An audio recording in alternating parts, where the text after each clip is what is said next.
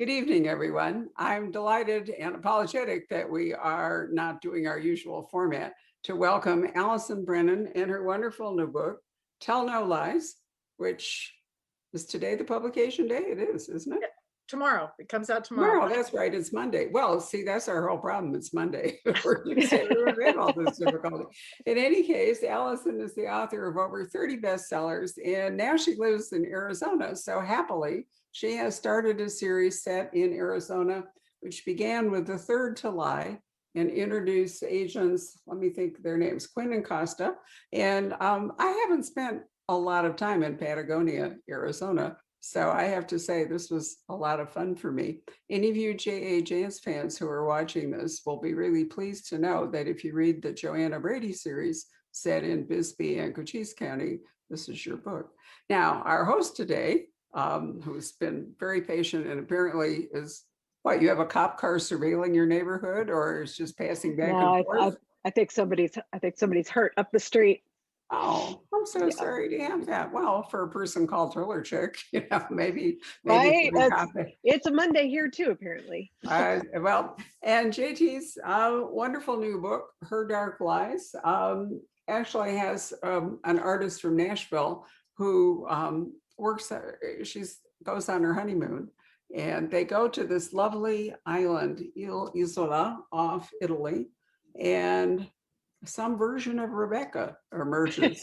For any of you who are Du Maurier fans, this is a wonderful story, and we'll come back to it because Allison's the focus of today. But JT is in what I have said for the last couple of years is one of the major rising new things, which is the Gothic, the return of the Gothic to fiction, which I think, honestly, JT, is a natural extension of Trust No One.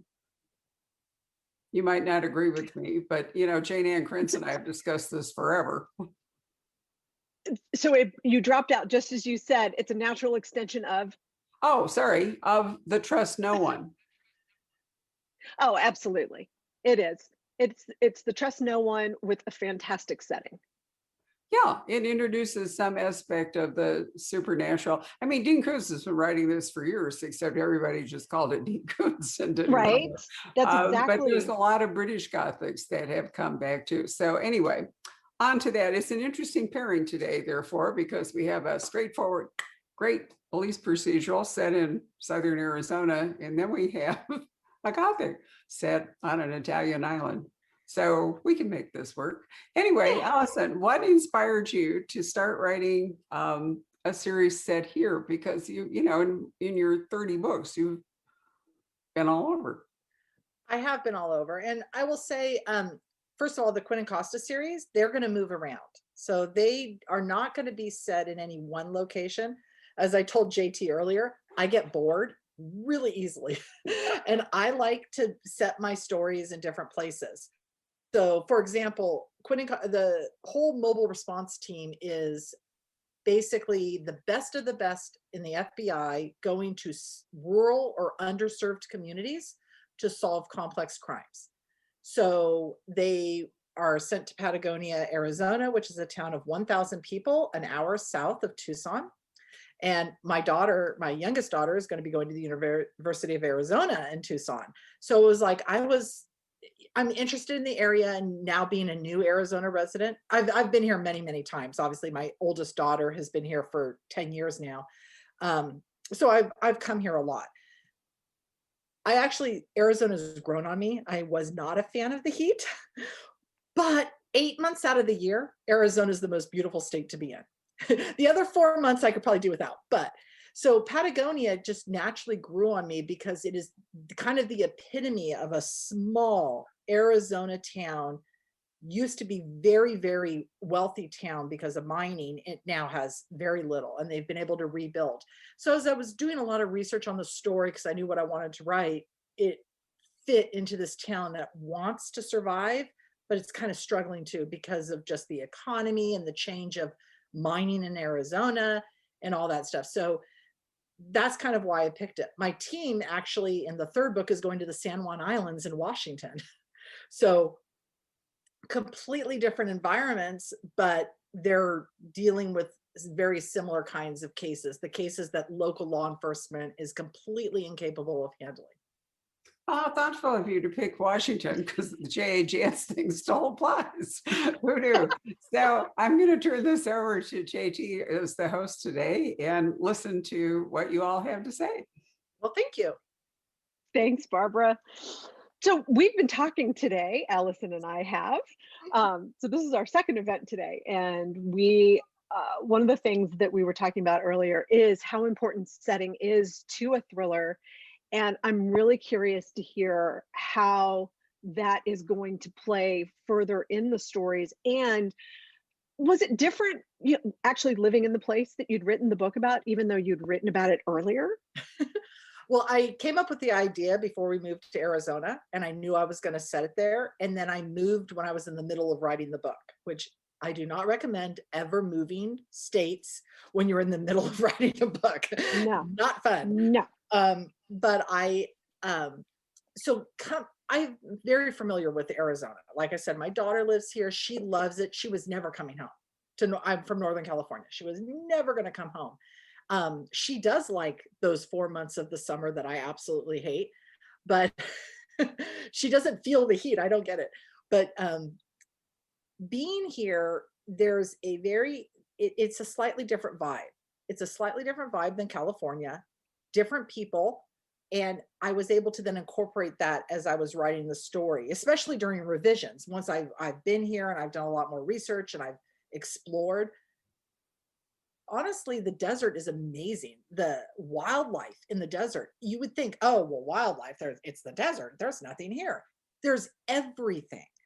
And I'm very, very lucky that my brother-in-law is a wildlife biologist, and I was able to tap into him to learn everything I could about Arizona wildlife. Even though he's in California, he's in Southern California, San Diego area, because he went to college in Colorado. And so he was in charge of the Peregrine Falcon Project in Colorado, came into California, Cool. Spotted Owl Project, and now he works primarily on big game. Basically, if a mountain lion goes into an urban area, he is the one that's going to get that mountain lion. So he has a really cool job, but but his specialty is birds. So when I came to him with this idea, and I was saying, okay, if there is contaminated water, how would it manifest?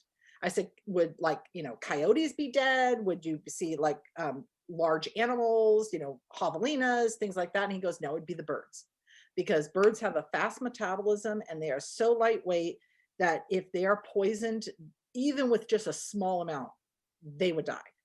And he told me a story, and it did not end up in the book. And I tried so hard to put it in the book, but it couldn't.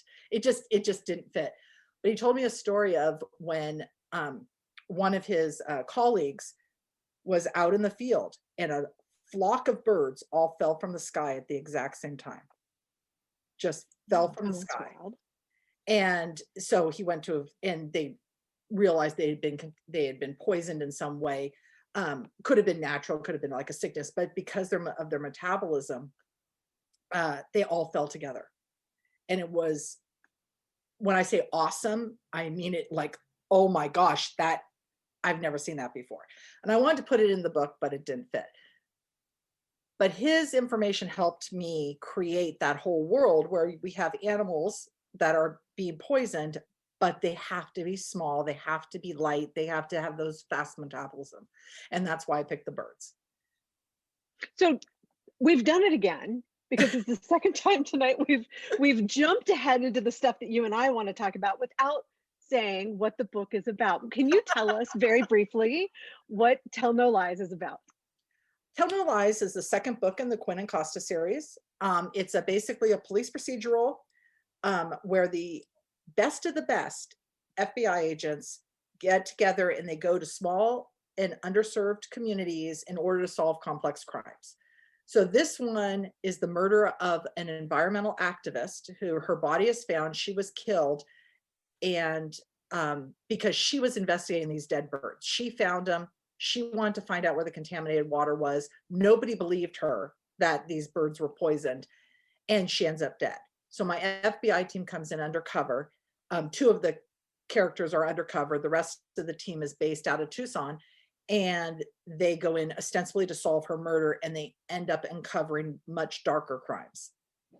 And you've got undercover in this, which I love it when cops go undercover, but it's a small town. So can you talk a little bit about how you get around? Because I've lived in small towns, and you can't turn left instead of right without everybody knowing that you've done that. So how did you integrate them into this small town? Yeah, I've lived in small towns too. Uh, one of the things, obviously, and you do this extremely well, is research. You have to know your town, your community, and what is plausible. And for me, if it's plausible, I'm going to get away with it. So Cara Quinn, who is my LA detective, who is assigned to the FBI after events in the first book, she goes undercover as a bartender. Now, one of the things about Patagonia, which is really interesting, is because they used to be a mining town, but now they're still a mining town, but they're also an art town. A lot of retirees go down. They have a lot of art festivals, except in the summer where it's really, really hot. But they have a lot of art festivals. And the paint melts. Exactly. So during those times, the local businesses are going to hire extra staff. So she goes in undercover as a bartender. And to me, that was very realistic. It's coming up into their big end of the season before the summer heat art festival. My other undercover agent is a former veteran, and he had to have a fictional backstory. But my copper refinery plant, I read a lot. Obviously, I read a lot. You read a lot. A lot of businesses go out of their way to hire veterans, especially veterans who are down on their luck, who maybe have gotten into trouble with the law. So they created this backstory for Michael. He was a veteran. He's a Navy SEAL, but they created this backstory that he had problems after his discharge. He couldn't, go into society quite right. And the owner of the refinery is a veteran. So they knew this there with their research. And so they were able to give Michael the story to get him hired on. As you know, anything with mining is very labor intensive. So it's very easy to burn out. They do have high turnover, especially at the lower entry level jobs. And so it was perfect to get Michael in to basically watch the person they believed was guilty of a crime. Can I just say something Yes. in terms of authenticity about, old mining towns and how they are repurposed, so to speak? Excuse me. Arizona has several. Up north, we have Jerome, which is not very far from Sedona. We have Bisbee, and then we do have Tubac as well. And New Mexico, for example, near Santa Fe, the old town of Madrid, which is another mining ghost town, is not only an art thing, but they created a kind of a theater or something. So I find it interesting that all over the West, in fact, we are seeing old mining towns, being maybe Virginia City and Nevada, I think, is something similar. So I agree with you that, her becoming a bartender for a festival in such a place really makes perfectly good sense, because they attract all kinds of outside and extra people. And it's not just, what else are they mining? This is copper. Yeah, is that copper throughout the refining. state? It's all copper, or are there other things that they're mining? Copper is probably the #1 mining product in Arizona. I'm not 100% sure because, mind you, I researched this book 2 years ago. And so when I research a book, I know everything about that subject. And then when I'm done with the book, I forget it all. But I do know that copper is a major industry. And as you know, probably just from reading crime fiction, copper is also very important. People to this day, real people in real life, not fiction, actually go and steal copper from old houses and old businesses. It's very lucrative. But they still do mine copper. It's just they don't have as many as they used to. And the copper refining process is very, very labor intensive, very difficult, and extremely important, because to have copper that you can use to conduct, it has to be 100% pure and to get out all that stuff. So that's what the copper refining process does.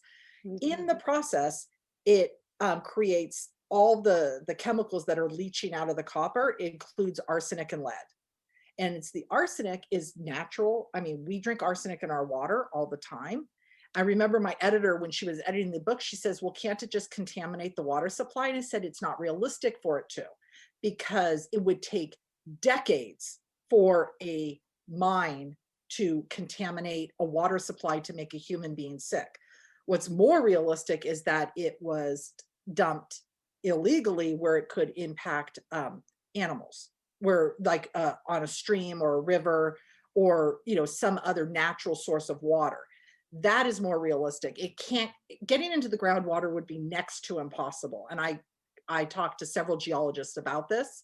My husband, believe it or not, was a geology physics double major. I don't know where I find these people because they're a lot smarter than me. So that my brother-in-law agreed, and he was the wildlife biologist. He said, no, most of the times when you're dealing with animals being poisoned, it's going to be on the surface. It's going to be a seasonal stream or something to that effect. So I was able to use what I learned about mining and what I learned about the poisons and what I learned about the Arizona environment in order to create kind of that perfect little, you know, Storm. Suspenseful storm. Well, and it's a border town, so there are other elements at play in this that, you know, again, go to the setting that you wouldn't be able to have somewhere else. So that's pretty exactly. cool. And it's fun to learn about new things, you know, and I might only retain 10% of what I learned, but at least I know enough that I could have a conversation with somebody. How much time do you spend on the research versus the writing? Well, I spend more time writing, definitely, but I would say I probably spend a good week. Now that sounds bad. I spend probably a week of just doing research, reading books. I read a lot on the internet. Like, for example, I did a book about art theft. I read an entire book about art theft. You know, that took me a day to read that book, but I wanted to know, how does the FBI investigate? How do they prosecute? How do they find the art? What are the crimes? What's the statute of limitations? I had to learn all that. So a week of really good, gritty research. And then as I go, I'll research along the way, like, oh, what is the statute of limitations on this? Or, well, could the police do this without a warrant? I better go call my daughter. Can you go into this person's house without a warrant under these circumstances? Yeah, it's nice to have a cop on retainer. That really helps. You know what? I am so happy she became a cop. Everybody should have a cop in the family. It's a good point to make also that you've written 40 novels. So you have a PhD in criminal investigation. So you're really just buffing things off every time you need to do something. It's like, okay, here's my new thing. I'm going to spend a week. I'm going to get a master's degree in this, and then I'm going to marry it with my PhD in criminal investigation. And then 40 books later, I mean, it's part of it. You just know. Yeah, well, it builds. You have to do the research. And you know that too, because you know when you're working in a certain environment that there's certain things that you just know. Sure. One of the problems that I think I have is that I think I know something, but I really don't. And what I have found that whenever I get something wrong, I don't usually, knock on wood, get the police stuff wrong, because I do a lot of research on that. And I mean, I've been a fan of true crime since I was 13 years old and read In Cold Blood by Truman Capote. I love true crime. So I've read it my entire life. So I think I have a pretty good understanding of criminology, medical stuff. I always get it wrong. And I have been emailed by nurses, usually nurses, that say, oh my gosh, I can't believe your character did this. This is so stupid. And they're right. Fortunately, my cousin married a nurse and my sister-in-law is a nurse. So now I just run anytime, even if I think I know it, I just say, is this true? So for the last few books, I haven't had any nasty emails about the medical stuff. That's good. But when in doubt, I just leave it out and I state something rather than describing something that I know might be wrong. So you say you love true crime. So why not true crime? Why thrillers instead of true crime? Do you know how hard it is to research true crime and write a book? So I don't. No, it's Greg really Olson knows how to do it. I have no idea how to do it. I've never tried. Well, Greg Olson is a good friend of mine, and we chat all the time about it. And he's written some amazing true crime novels. So what he told me, it takes 2 years. 2 years for him to write a true crime novel, and 6 months for him to write a thriller. And that's why I don't write true crime. It's like historical fiction. I mean, any historical fiction writer who listened to us say, "Oh, we do a week's worth of research for a thriller." Obviously, we do more than that, but they're sitting there going, "I hate you," because they're lugging around, 10 huge books for 2 years and having to immerse because if they If get they get anything one wrong, thing wrong, but yeah, see, in true crime, you have to deal with legalities. And so you have to right, deal with interviewing good point. people, getting disclosures, getting them to sign off to use their name. It's it's a totally different thing. And I don't think I could have the patience to do that.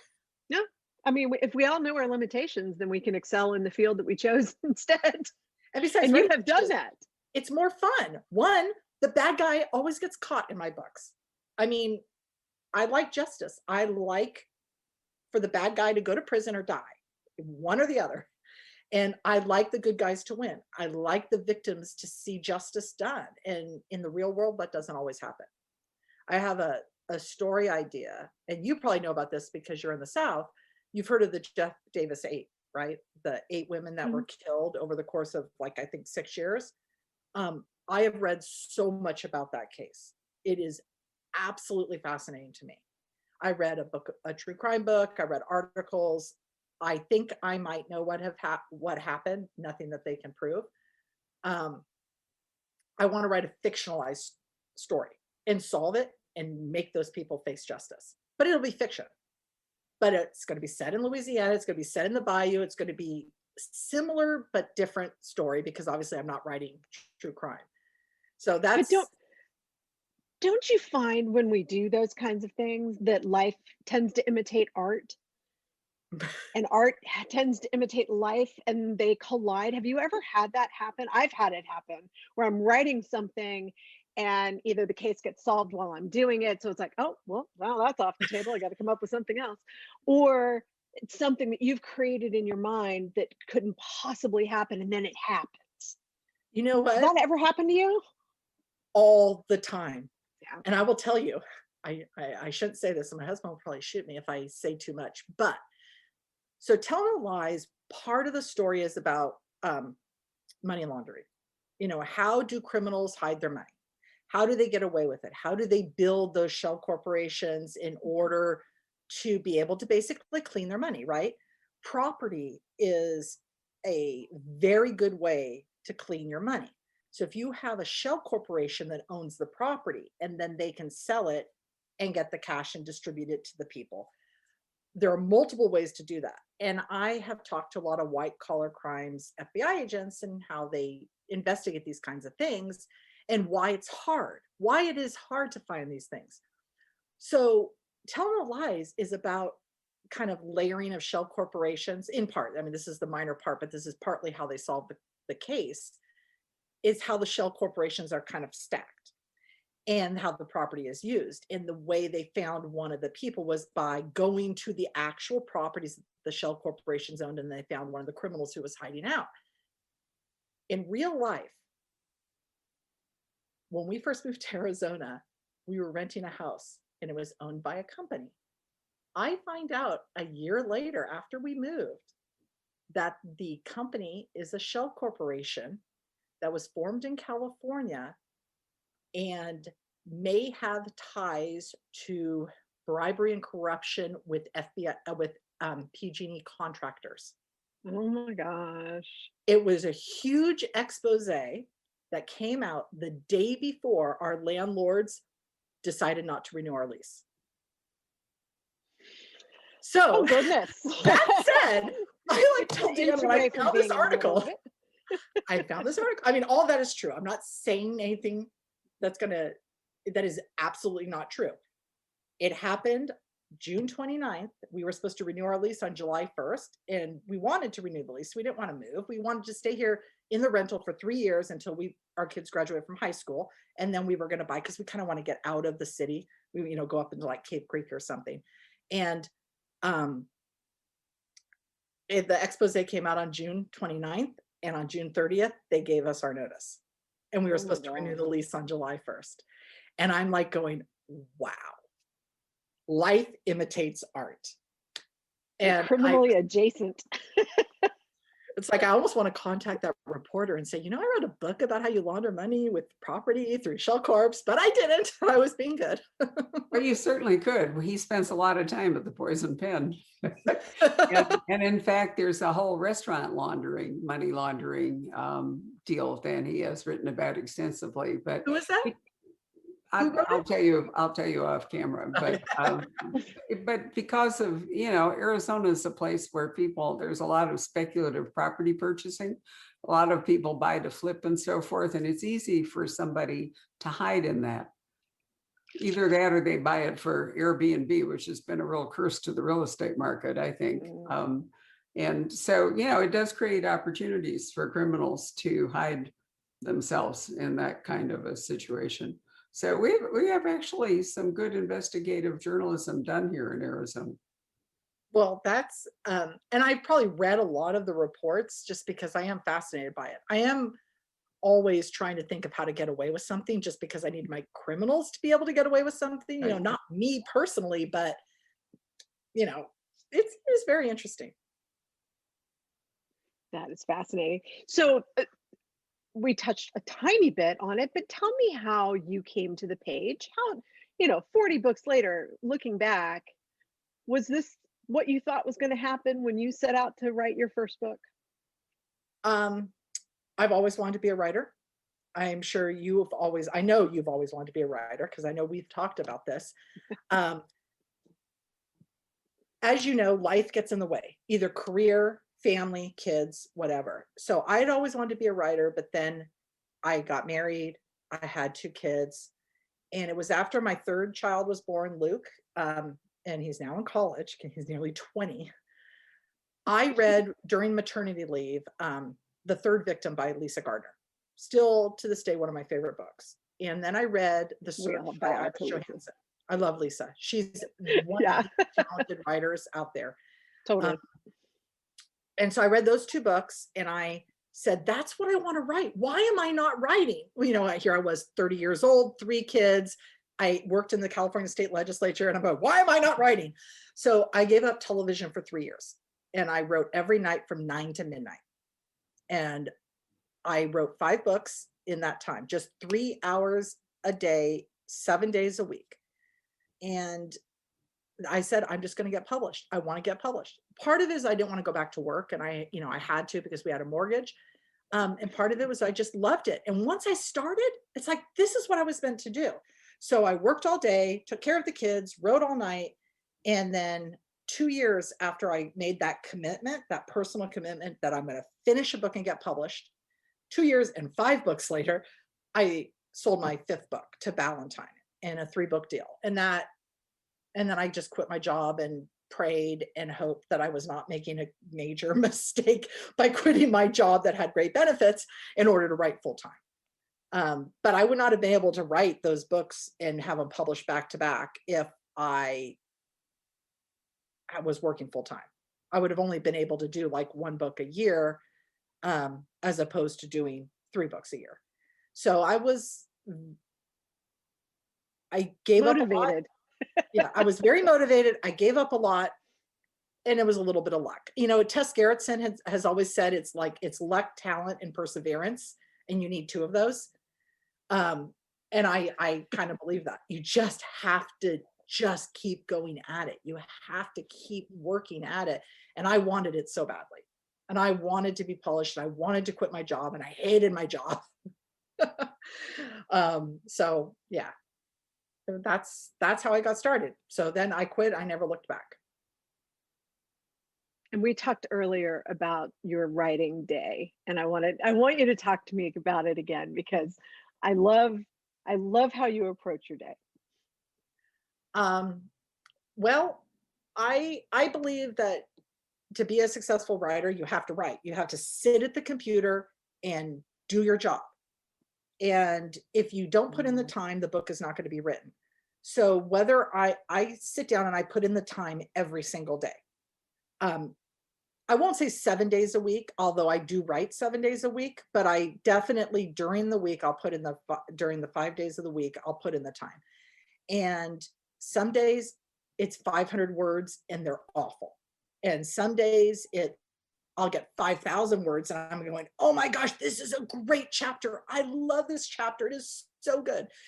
I also took a page. Jim Rollins spoke to one of my writing groups, and I love Jim. Jim was my vet when we both lived in Sacramento. Now, the interesting thing that not many people know, he was my vet before we were both published. I So love that. yeah, I love that. yes. Such a, So I such love a, Jim. He has always been supportive of other authors. And he said, he was speaking, he was talking about his process. And he said, well, I write 10 pages every day. I print them out, edit them on a hard copy. And then the next day I make those changes and write the next 10 pages. And I didn't do the whole printing out at night thing because the night was really for my kids, you know, television, sports, all my kids are in sports, or theater, sports or theater. They were all doing things. So I need to spend time with the kids, but I did decide I'm going to edit as I go. So I do all my writing. The next morning, I edit what I wrote the day before, get back into the story and write some more. And so sometimes most of my day is spent fixing the garbage I wrote the day before and I write nothing new, but at least I'm making forward progress. And other times I'm going, oh, this is actually pretty good.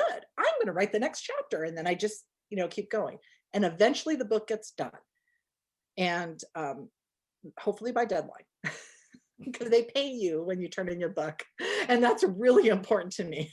it's a big motivator, right? It is. You know, eating, you know, shelter, all that kind of Eating, stuff. paying the mortgage, getting the kids' school paid. Yeah, it's all important. What do you think is the best part of writing thrillers? That's hard. That is really hard. I think the satisfaction at the end that the good guys win and the bad guys lose. For me, I like having justice served because in the real world, justice is not always served. And bad guys get away with things, not in my books. Now, they might get away with them for a little while because I did have a bad guy that got away with things over multiple books. But in the end, justice will be served. And I think it gives kind of closure. I think people like to see that there are average, everyday people willing to make sacrifices in order to, you know, protect society, protect the common good, or just to seek justice for victims, for the people who can't fight for themselves, whether they're children, whether they're dead, whoever they are, you have somebody speaking for them. And I love that. I love that concept. So I'd like to be able to do it in fiction because the bad guy is always going to get what comes to him. Okay, so there is something I'd love to ask people. Are you creatively satisfied? Do you feel like you're where you want to be? I love what I write. I absolutely love what I write. I will say there are sometimes I do want to write different things, but the one time I tried that, I nearly killed my career. So I probably won't do that anytime soon. That doesn't mean I'm dissatisfied with where I am because I love writing suspense. I love thrillers. I do tend to create new series and new characters and stuff, I think, because I need to have variety. So like I had the Lucy Kincaid series, that's 18 books long. But in the middle of it, I realized I would not be able to continue writing that series if I did not have a second series. And so I came up with Maxine Revere. And I love Max. Now, Max did not do as well as Lucy. This is also a business, right? And so Max did not sell as well as Lucy. So my publisher says, well, we want more Lucy, but we really don't want more Max. And that's hard because I love Lucy and I love Max. That's like saying, well, we love this kid, but we don't really love this kid. It's like if you had twin daughters that were going out for the softball team and the coach cut one of them. And it's like, you want to go and support your daughter here that's playing softball and saying, yay, we're supporting you. And then you're looking at your other daughter over here going, but we love you too, even if you got cut. And that's kind of how I felt. So I do recognize it's a business though. And I am going to constantly, okay, slight segue. When I first started writing and when I first sold, I really was scared that I would not have another idea. And every book I said, okay, I have another idea. This is good. And I'd write the book and I go, I don't know if I'm going to ever come up with another idea. And that happened probably for the first 6 or 7 books I wrote. It's like I get the book done and I'm like going, how am I ever going to come up with another idea? And then a couple days later I have it. So now I don't fear that as much. It's that now I have so many ideas. I have to learn to figure out what is going to appeal to both me and my editor and my readers. So I do have enough ideas. So when I came up with, I'm starting a new series, the Regan Merritt series, and it's set in Flagstaff. Now this one is set in Flagstaff, and she's a former US Marshal. The character came to me before anything else. And I said, this is what I want to write about this character. And then I had to kind of create the world around her. So do you feel compelled to write in series, Allison, or, for a person who gets bored and likes to do different things, standalone I'm books, having a little issue. and that's a perfectly good quality, no disparagement meant whatsoever, but it's also possible to write standalones where basically you recreate a universe, per book.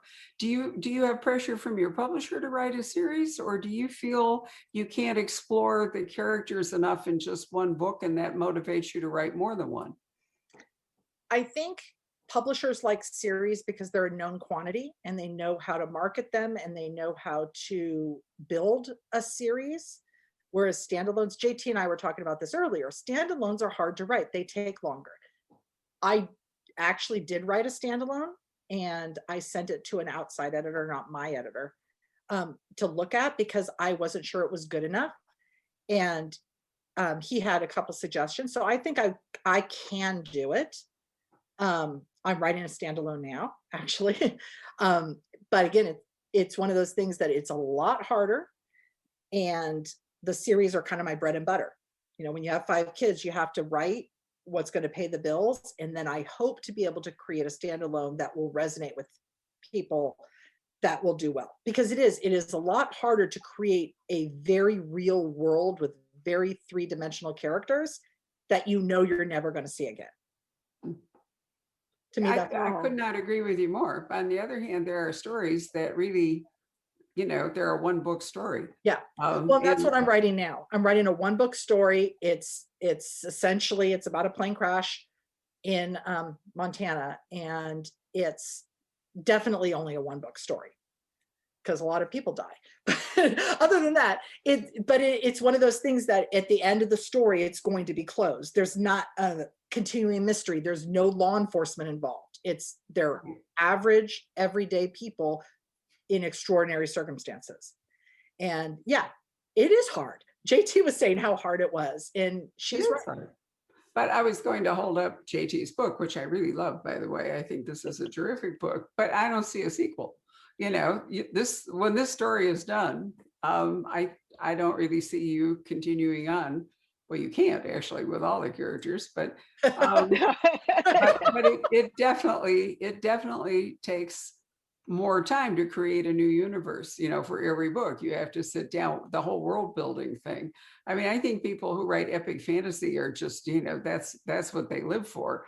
But it takes an incredible amount of time. I often wonder if that's why their books are so incredibly long, because they've done so much work. They don't want to leave out any part of it. Yeah.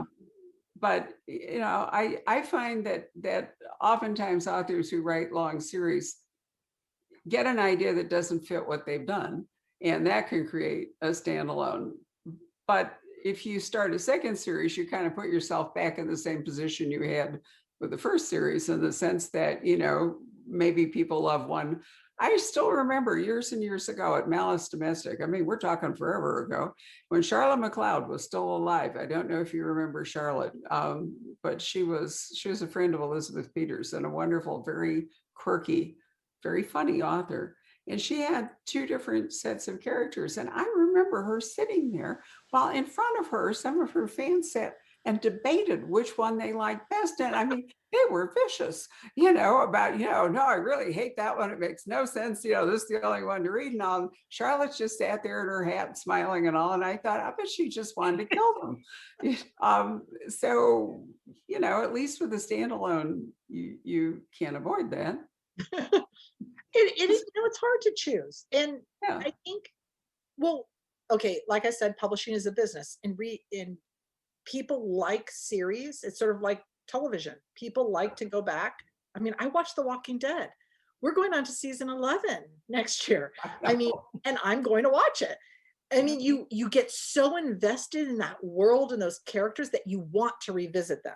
So if you do one book a year, like the Quinn and Costa series, my goal is that my readers will love those characters so much that they can't wait to get back to them to see what they're doing. Sure. At the same time, the standalones are kind of creatively freeing in the sense that you can create an entire world that you're not going to revisit, that you'll be able to tell a complete story. But you still have to make those characters as strong and as believable as your series characters. And that is hard. Yeah, you can actually kill one of them too, which is additionally freeing, but which you can't do in a series. But I think you've got a good idea in the sense that if you can move them around, and then you can bring in, you don't have to drag a whole subordinate cast with you, because series tend to get weighed down by all the ancillary characters, and so it's not just revisiting the leads. It's about the dog, and it's about the adopted kid, and it's about the mother-in-law, and on it goes. So if you move them constantly, you can get into some stuff. I'd like to ask JT just a couple of questions before we run out of time, since we started late, which I once again apologize for, although I am guiltless for once in that operation. Tell me about the setting for this, because it's really a beautiful island, and my surmise from watching your Instagram photos is you actually were either on the island or near the island, looking at the island, wishing you were on the island. It's fake. It's not a Really? real island. It's A not similar island. It's the first. It's an assemblage of a multitude of places that I have been, that I have visited, things that I found online, things that I completely made up whole cloth. It's the first time I've ever written a book with a fictional setting. And it was way more challenging than normal. I mean, Allison, have you ever made up a town to do all of this stuff? Because Only that's once. hard. Yeah, only once. And it was in my paranormal series. It's just a really different challenge to not only be creating a story and characters, but to be creating the setting. And it is it's a island in Italy. It has got a little bit of coppery. It's got some from there's an island in Lake Como called Comacina. It's got some of the parts of Comacina.